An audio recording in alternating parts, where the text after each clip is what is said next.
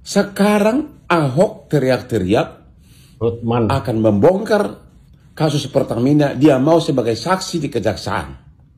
Ya Pak. Pertanyaannya, berarti dia punya bahan yang sangat banyak untuk dibongkar. Ya kenapa dulu dia tidak bongkar? Ibarat orang bekerja di sebuah perusahaan, kemudian dia ingin menjadi pahlawan kesiangan dengan membongkar bobroknya perusahaan tempat di mana dia bekerja.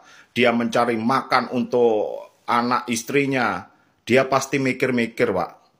Kalau nggak dikucilkan atau diberhentikan, itu sudah pasti, Pak. Begitu juga dengan Pak Ahok. Sekarang dia sudah tidak menjabat sebagai komisaris utama di Pertamina. Dia tidak punya tendensi, tidak punya kepentingan apapun.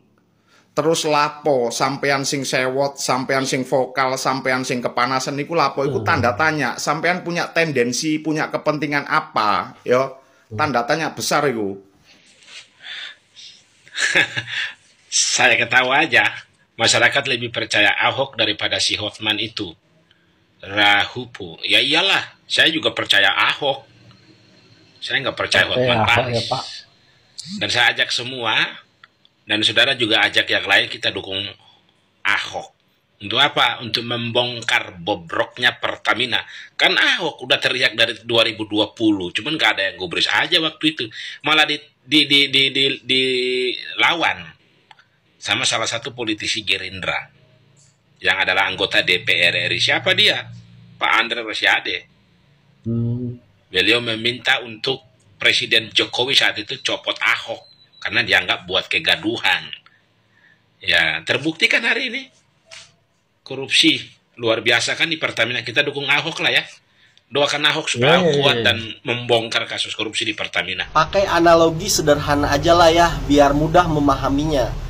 Jokowi itu ngangkat Ahok, ngerekrut Ahok sebagai petugas kebersihan dan pengawas di satu ruangan kantor, begitu loh. Tugasnya ya untuk bersih-bersih sama untuk ngawasi barang-barang yang ada di kantor itu, begitu kan?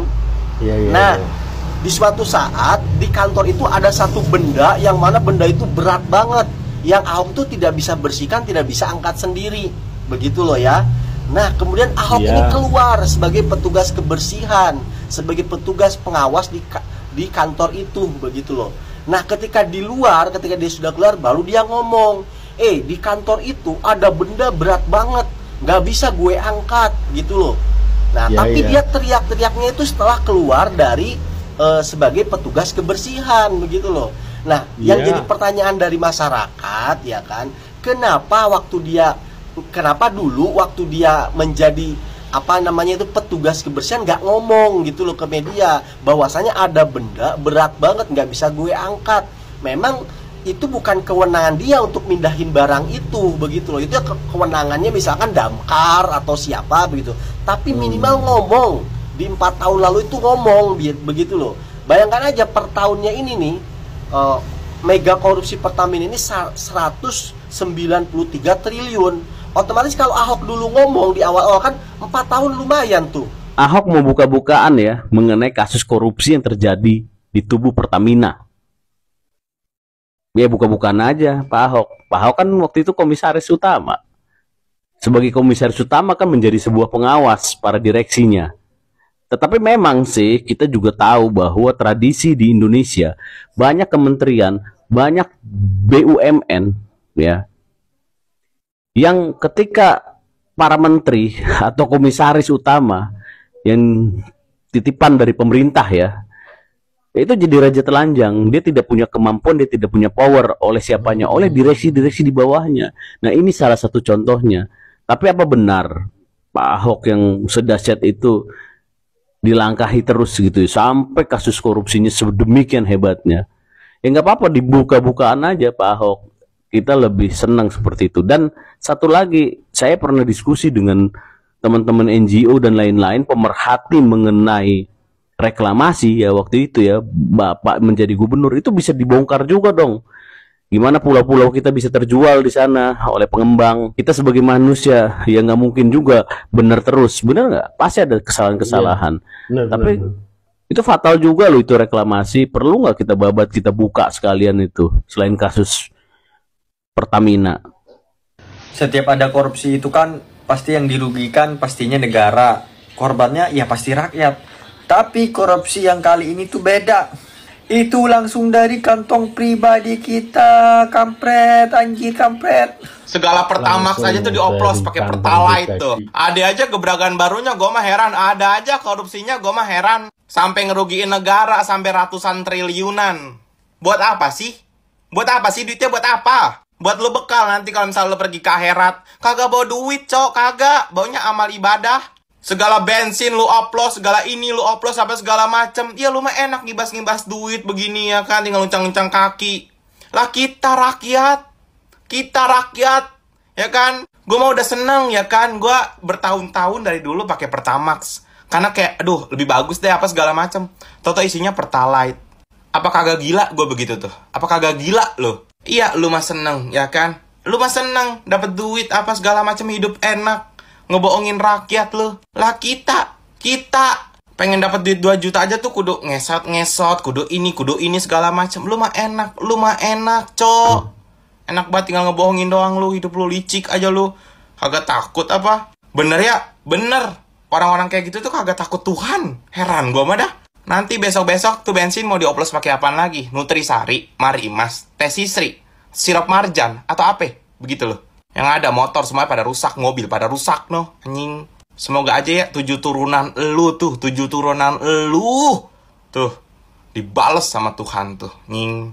Benci gue ngeliatnya sumpah, nying. Yang oplos Pertamina, yang beli rakyat, yang rugi pemerintah. Kok bisa Wir? Senggol dong. Hotman Paris ngamuk kepada Ahok buntut dari kasus mega korupsi di Pertamina. Nah baru-baru ini tuh viral video Pak Ahok berapi-api di salah satu podcast atau di salah satu media mengatakan bahwa ia akan membantu pemerintah untuk mengungkap kebobrokan di Pertamina atau membantu untuk membongkar korupsi di Pertamina itu guys. Tak berselang lama Hotman Paris pun mengunggah video dan mencekam Pak Ahok ini guys. Mencekam dan mengkritik keras Pak Ahok dengan mengatakan, "Hei Ahok, Anda kenapa baru sekarang kowar-kowar, dulu kemana aja? Anda dulu pernah menduduki jabatan strategis di Pertamina yaitu komisaris utama. Tugas Anda untuk mengawasi segala tindakan yang bermasalah di perusahaan itu atau di Pertamina. Jadi Anda seharusnya tahu semua tentang itu. Kenapa Anda baru sekarang kowar-kowar di media?" Itulah kira-kira statement dari Hotman Paris guys. Nah terus muncullah pro kontra di antara netizen yang membela Hotman Paris dan Ahok. Yang membela Ahok mengatakan bahwa sebenarnya gampang guys. Ahok pada saat itu adalah jabatannya komisaris utama. Komisaris utama itu tugasnya itu mengawas. Ibaratnya guys, kita ambil analoginya seperti ini guys.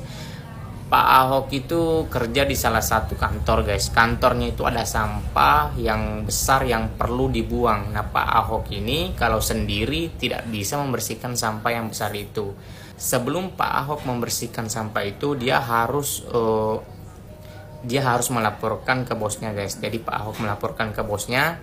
Setelah Pak Ahok melaporkan ke bosnya bahwa ada sampah besar yang harus dibuang di kantor ini. Nah pada saat Pak Ahok telah melaporkan ini ke bosnya ini tidak merespon. Nah seperti itulah guys kira-kira posisi Pak Ahok di perusahaan itu. Ini kata beberapa netizen guys. Bisa dibilang jabatan komisaris utama di Pertamina itu tidak memiliki wewenang penuh untuk langsung memecat atau memberhentikan dirut-dirut pejabat-pejabat yang bermasalah di Pertamina itu. Dan kira-kira kalau menurut kalian kenapa Hotman Paris sampai sebegitu kerasnya mengkritik Pak Ahok pada saat Pak Ahok ingin membongkar kebobrokan yang ada di dalam Pertamina? Tulis pendapat kalian di kolom komentar ya guys.